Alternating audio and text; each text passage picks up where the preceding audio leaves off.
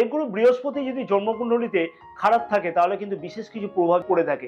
যেমন হচ্ছে অযথা ঋণের পরিমাণ কিন্তু বৃদ্ধি পেতে লক্ষ্য করা, বড়দের সাথে কিন্তু মতানৈক্য মতবিরোধ লক্ষ্য করা গিয়ে থাকে, বাড়ির বড়দের কোনো না কোনো ভাবে শরীর খারাপ হতে লক্ষ্য করা গিয়ে থাকে। এতে পৈতৃক সম্পত্তি নিয়ে বিশেষ কিছু সমস্যা চলে এবং বড়দের আশীর্বাদ কিন্তু ঠিকমতো করে পাওয়া যায় না। তার ফলেতে কিন্তু জীবনেতে একটা আশঙ্কা নেমে আসে।